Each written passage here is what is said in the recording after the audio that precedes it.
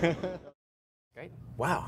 So we're here in the land of Microsoft Search, Microsoft Live Search. And who are you? I'm Brad Goldberg. I manage the Live Search team. Very cool. Tell me what's going on, because it's obviously Microsoft, Yahoo, Google are in the news, and we don't know. I haven't been to Microsoft Search for a long time.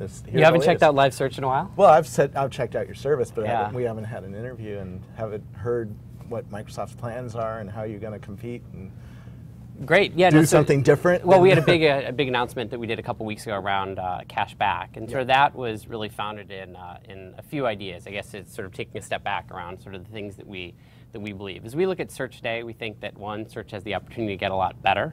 If you think about 40% of all queries go unanswered, it's about 50% of all queries that get refined. And if you were to look at this in sort of your car and say, like, let's say you got in your car and 40% of the time it didn't start, like how satisfied would you be with your car? But it turns out then that in search, that phenomena fully hasn't translated through. But we think there's a lot of opportunity just in the core experience itself. It's also if you take certain types of queries, like if you were to enter a query for Paris, for example, there's no way for a search engine today to know whether or not you want to go to Paris, France for the weekend, whether you want to stay at the Paris Hotel in Las Vegas, or you're just curious what Paris Hilton was up to last weekend. I won't guess for you specifically which one of those three it actually might be. But it shows that for search, it's actually not just about the back-end infrastructure, but how the user experience and user interface for search actually hasn't changed that much. And so we believe that there's a lot of innovation that will happen to make search better than it is today.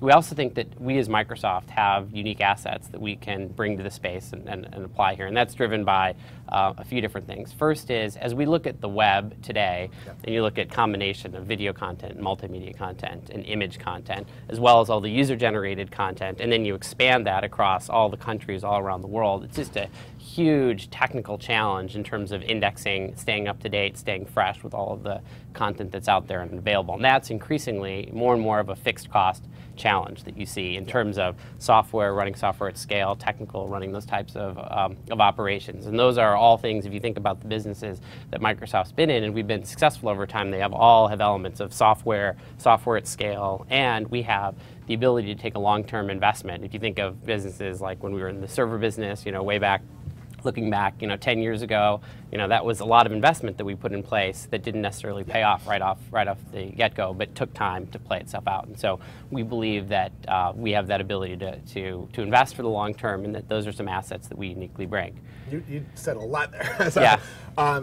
Let's just talk about the quality of search, right? Because the brand of search is going to be something else. Because even if you beat Google at every search, in my head right now is Google is search, and it's going to be very hard for you to rip that brand out and put Windows Live in there. But let's just talk about quality. Where are you, how are you improving? How are you going to do something like maybe Mahalo is trying to do to really dramatically change the quality of search? Yeah, it's interesting. So last fall, we held an event called Searchification, and one of the things that we did there was we made a statement that said we thought that we'd converged with Google on relevance. And one of the things that's interesting about search that compared to other industries, there's not really any third-party benchmarks. And so the way that people look at relevance is actually they do different forms of human judging. And everyone has their own internal data, and just because we're as Microsoft, we say it, doesn't mean that necessarily people are going to believe it. Ultimately, relevance is something that each individual will make their own mind up around where it is that they think that we're at. But when we look at relevance in the broadest sense, we feel like that today that there's parity pretty much across all of the major search engines. And after we made this claim in the fall, there were a bunch of places that went out and tested, individual blogs, different research institutes, and generally all the results have come back, have been pretty consistent with that. But relevance, it's not something that's a moving target, for all the reasons that I just highlighted. It's something that we need to be investing in continually to try and do a better and better job on the back end. Because if you go look, and today, the core customer requirement that matters above anything else for consumers is relevance. It absolutely outpaces anything else if you were to ask any user about the things that they value most in a search experience. And so the ways that we'll do that is continuing to build out our index. We had talked last fall about how we hit a milestone of 20 billion documents in our index, not necessarily meaningful, except that we thought that that was an important milestone, that once we crossed that threshold, we could keep up with the pace of the web. Prior to that, we'd had about 85% of all of the people in search engineering who had solely been applied to relevance, because we thought that until we got the basics of relevance and performance right, we weren't really in a position to differentiate, because if you don't have the core experience there and then you try and do things to differentiate, then people come and try it out and they don't want to return because it's not fulfilling for them in that broadest sense. So that's in a very generic way how we're going to also apply our focus to relevance. One of the other things that we're going to do, which is part of what we announced probably 3 weeks ago now with cashback, is around a real focus in the commercial space and around commercial search. And we have this belief that one of the ways that search is going to evolve, it's going to become a lot more task-centric. Yep. And then basically there's 4 tasks that people do online. They're either looking to be entertained, they're looking to buy something, they're looking for a piece of information reference, or they're looking to navigate from one site to another. And this is, if you look at search, it plays a pretty small role in each of these tasks today, and we think there's a lot of the ways that search can really broaden out to play a much more central role.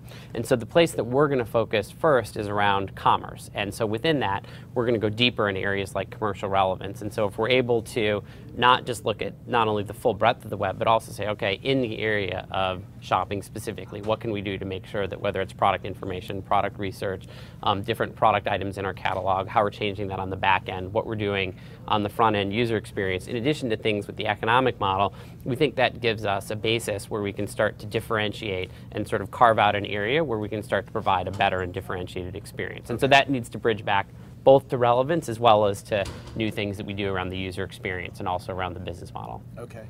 The other fundamentals to speed, languages around the world, how are you measuring up there, and also design? Because people come to a web page and they have an emotional reaction to how it looks, how the aesthetics of it, and how fast it is. Yeah, so in the U.S. on the basics of sort of relevance performance, I think we're in. I'd say that we're on par there. If you go to other markets outside the U.S., there's more work that we can do around performance, and this is part of what we're doing to build out more of the infrastructure around data centers, and that's a critical thing. We're right now in 40 languages, so live search is available in countries all around the world. But when you get into sort of countries that are smaller countries in Europe, or other countries that are in Asia, we don't have the same type of, I wouldn't say that we compare in the same way as to how we do here. So that's an area that we certainly need to get better around.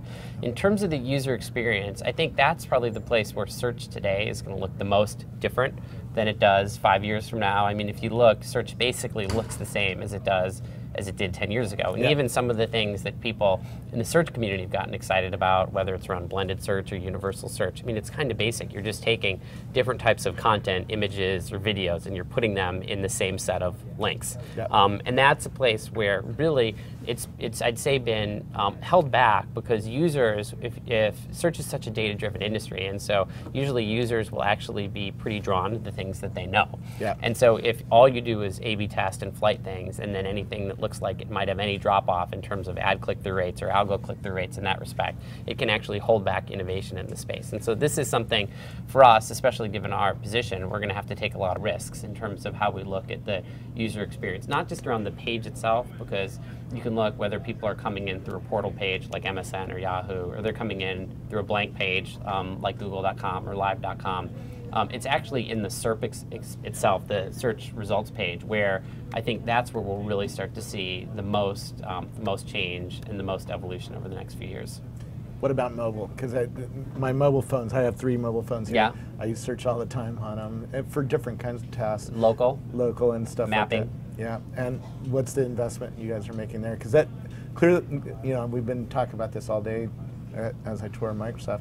A 16-year-old kid in India, his first experience with the internet is probably going to be on a mobile device, right? Yeah, I mean, I think for us, I think there are really 2 investments that we need to look at pretty separately. There is what we need to do to break through in the world of PC search, and you might give examples in sort of emerging markets and talk about how we look at where there will be markets that, let's say, are mobile first. We need to have a strategy for those, but we can't forego the PC to say that we're just going to invest in mobile as a vehicle for sort of doing an end around, so to speak, around the PC. So I see that PC-based search is our primary investment that we're making. But if you look within mobile, there's a couple of different ways that we're approaching it. First is that through a browse-only experience, you have access to mobile content. And then we also have a mobile client that we've invested in, actually has won a bunch of reviews. I don't know if you have used it at all, that gives you the chance to not only bring in things like Virtual Earth, get access to product information. Now that I think there's actually even a gas station finder on there, which is, we didn't imagine a world of $5 gas when the team was going and building it. And then we also have what we've done with Tell Me around voice-oriented search. So I think there's some places where you'd look and we actually have thought leadership relative to the areas that we're investing in. But I think the mainstream usage scenarios that I see today in more, speaking more in developed markets, are primarily around mapping and local, where someone is out, they're away from their PC, they want to know how to get from point A to point B, or they want to understand the address or contact information for a local business, or they want to understand a movie time. And those are the places that, as connection speeds continue to get better, as more and more content is consumable in a local format, so you actually get the right and relevant information there. Yeah. Speaking of your mobile device, that's someone on the mobile team saying that right now. Talk more about our stuff. But, yeah, so that's my view in mobile. I think it's clearly going to be important, but as I think about what we need to do, we really need to break through on the PC. Yeah. How are you going to change the game in the next year?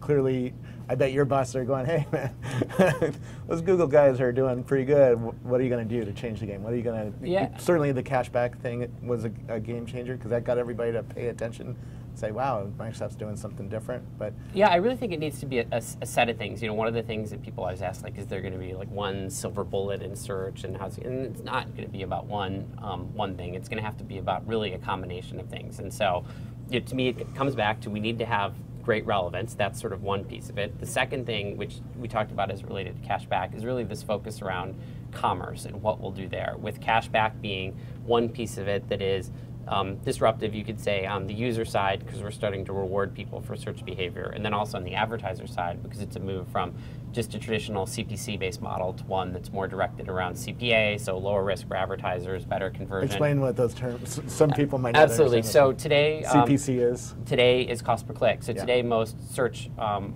most marketing that's done through search is done by marketers who are looking for it's very direct marketing, where they want to know if they run a specific text ad that it'll drive a specific action on their site. But it's hard to measure that, because all they can do is actually look to see the cost that they actually paid and then what the click-through rate was off that specific link. Yeah. Whereas what we're doing by introducing cost per action is the advertiser actually only pays for that link when it leads to an action, in this case a purchase of their item. And so from an advertiser perspective, it's both sort of lower risk, there's less risk of click fraud in that respect.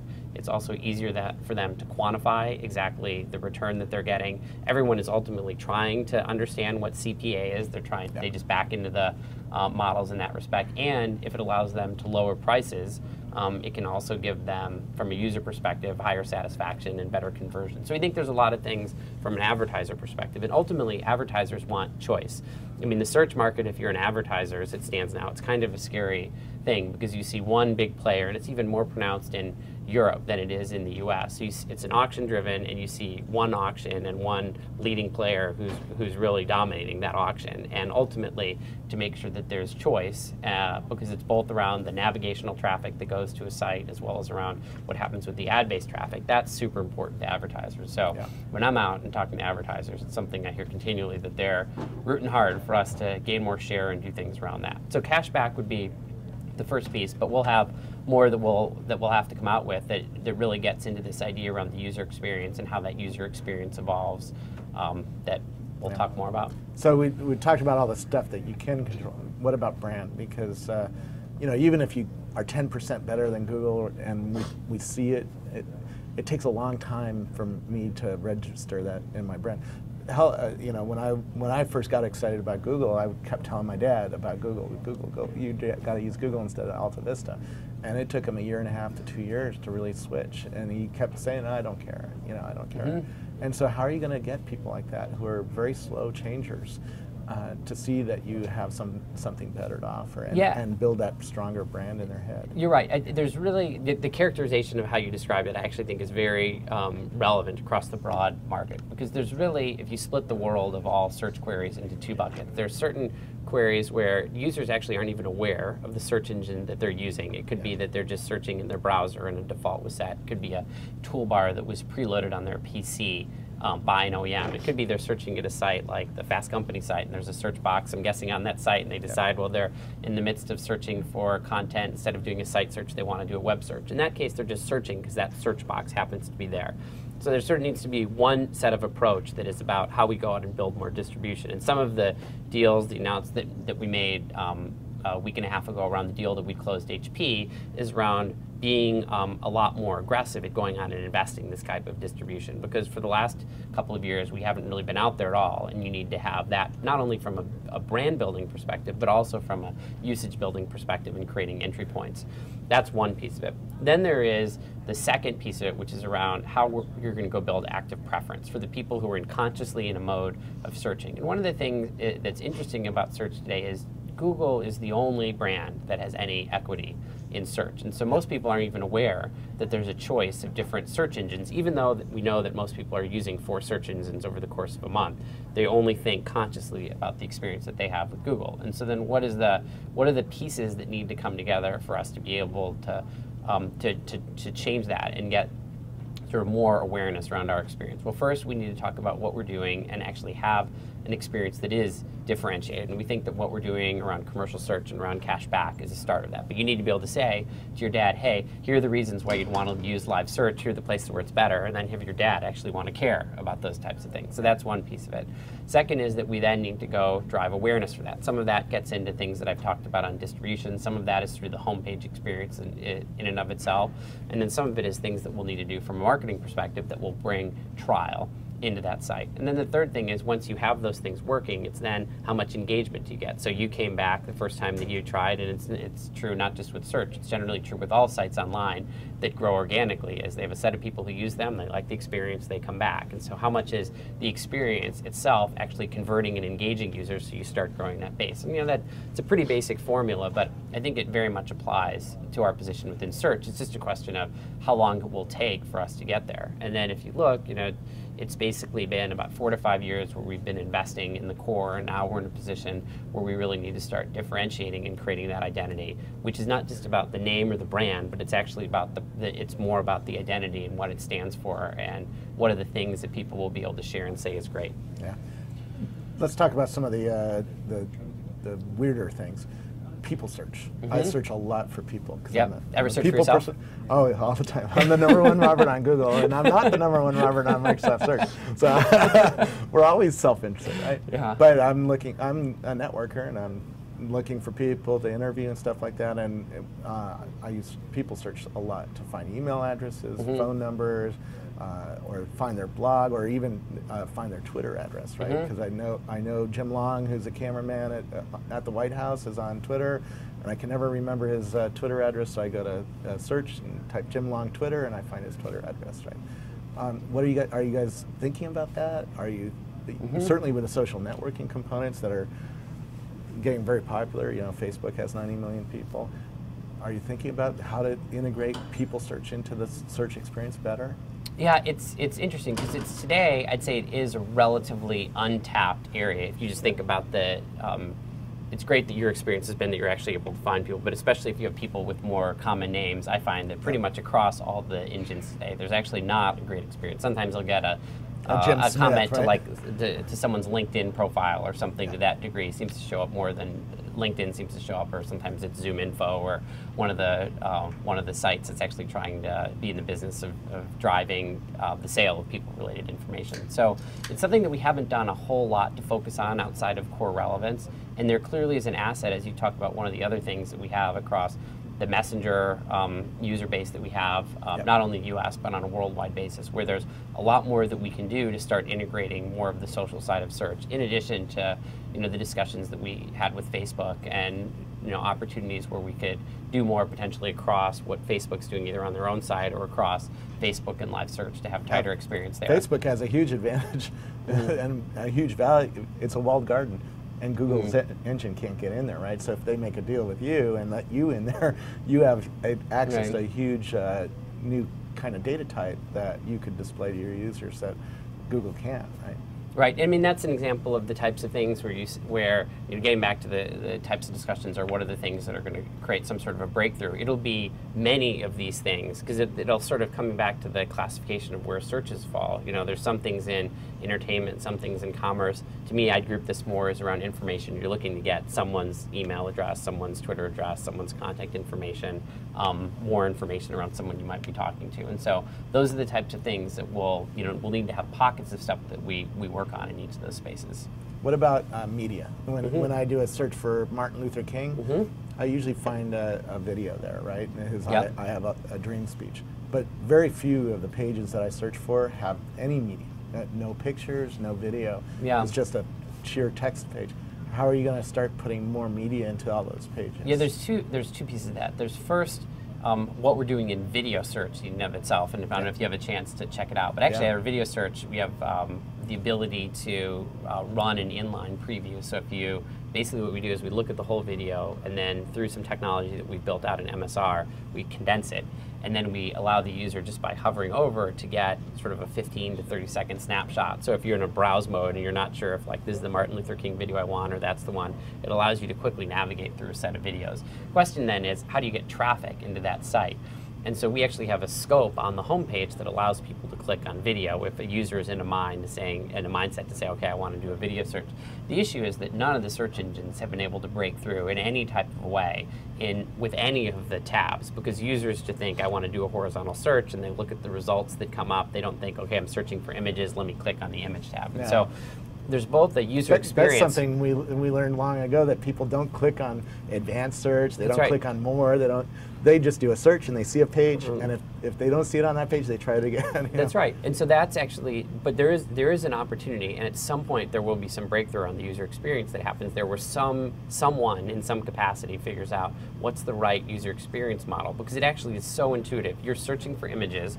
There's actually a way for you to predefine your search, so you're just looking at images, so you'll get a better result, but it hasn't been presented in a way that's intuitive to users. So that's part of the challenge that surfaces. The second one gets back to how the user experience itself will change more on that mainline search results page. And I think that we'll see more and more types of content start to enter it. But to me, that's a lot less, that's actually not as interesting as some of the other things that we might see in terms of how the user experience really starts to evolve. Because again, that's just giving you image content and video content, and sort of in ways a different flavor of text links, or more of a visual set of links, so to speak, that just take you to the same types of sites than you would otherwise. It's not actually giving you that differentiated of an experience. And I love being able to type a stock quote and see a chart, or or type a city with the word weather and see a weather map. Yeah, we're doing a fair bit with that. I mean, those are, again, I would group that in the context of informational queries, where you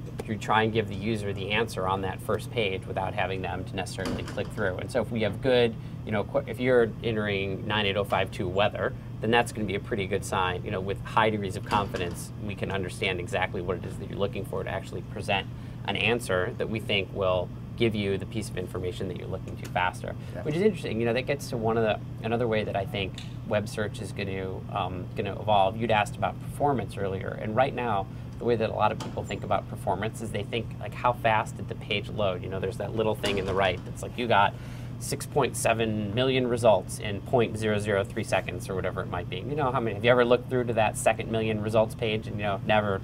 No. First of all, it stops at 1,000. Yeah. So the numbers that everybody is telling you are unverifiable, and they're I don't know. They're marketing to me. It's not. I can't click past. But it's interesting, because it actually is. It does when you ask people, they think about performance and relevance. They actually will go to that thing visually that they see, regardless of whether or not they've clicked through.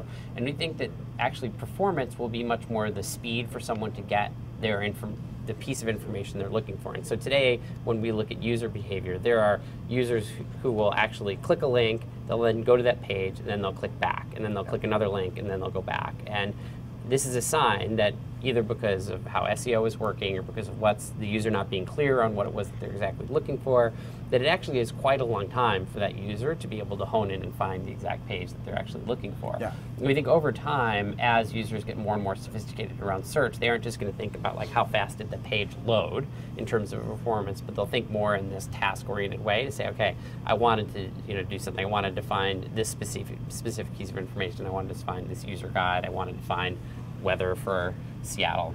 Sunny right now, you'd be happy to know. Yep, thankfully. It was cloudy yesterday. And I think that's where Mahalo comes in. Have you looked at the Mahalo engine and what they're trying to do with human? Because they're not using algorithms, they're actually having people rate pages. And that's right. That takes, it's expensive to do that, right? Right. And it's not scalable to everything. But certain kinds of pages, like when I go What's your experience been? European travel, there's a much better, or something like that. When I go to Yahoo or Google or Microsoft, the result pages are totally unsatisfying. They're not what I want. I want a portal site actually there that will help me plan out my travel, give me a bunch of tools to use, where to find new ticket prices and stuff, and it's just not a very satisfying experience. And you get a better experience on Mahalo when you go and do that? Yeah, but because just it's around less head-oriented queries? It's less gamed because, right. Some human there has put, oh, you need these tools, you need the rail guides, you need the hotel guides, and they've actually thought through the experience of finding that search. The problem is a human can only do so many pages in a day, right? And yeah. So you can't do 20 billion pages, right? So how many can you do? I don't know, 100,000, a million? 20 million, maybe? I think that gets to the, that's actually, as you look at sort of the relationship between search today and portals today, you get a bit of the convergence there. Because today portals are more programmed experience, more human content in a similar type of way as Mahalo would be. You'd go to MSN Travel, you'd find some ads, but then you'd find what content people have surfaced for either the time of year or the season based on that they think is most relevant. But it tends to be a more human programmed experience versus search is on the opposite end, where search is completely algorithmically driven, both in terms of what shows up in algorithmic results and ad results. And you could say, over time, how much do we think that these experiences actually have the opportunity to start to converge more, where search will become more of a programmed experience, and then you could say portals become more algorithmically driven. I think the challenge for any search engine that relies on something other that will have scalability issues is really users' ability to understand what to use that search engine for. And say, take all the questions that you had about how Microsoft is going to create an identity and how we're going to think about building that up, and then say that's just going to be for a set of searches where, what would be the way that you'd categorize that? I think that's really the challenge when you think about how a lot of these smaller search engines, which are, a lot of them are doing really interesting things. You think about how they're really going to scale out, not just in terms of getting users, but actually how they'll scale out in terms of the experience and the content. Because so much, the other thing that's fascinating about search is so many of the searches that we see, and this is true across the industry, are searches that have never happened before. And so it's roughly 50% of searches in 1 week are searches that were different than searches were done in the previous week. And so as you look at that, it is so heavily emphasized towards the tail because a lot of it is driven by common events. Someone today enters Iowa floods. That wasn't a big search term in terms of what happened last month, and so, or last week in that respect, or it wouldn't have been something that anyone would have been able to predict. And so how you can think about the role that humans play in that versus the ability to algorithmically go out and crawl and stay fresh. You could say the ideal model has some mix of those two things, but I think it's going to need to be much more algorithmically driven than human driven. The other thing that is real small today is something called friend feed, and I think it's not that friend feed is interesting. There's a new data type, and we're living in a real world web. Twitter, Facebook, Flickr, photos are going through this system, and it's changing so fast, and hundreds and thousands of entries are going past my screen every minute.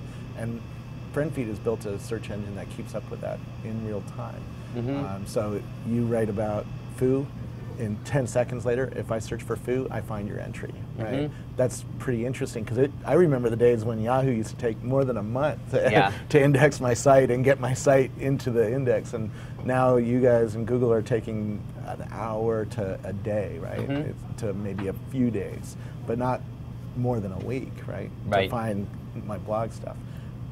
But certainly friend feed now, I'm seeing up to the last couple of seconds get into that index, and now I can search for something that's changing that fast, like the Chinese earthquake. I was searching surmise and friend feed for Twitter and for other information that was happening right now. And what was your experience with that? Very awesome.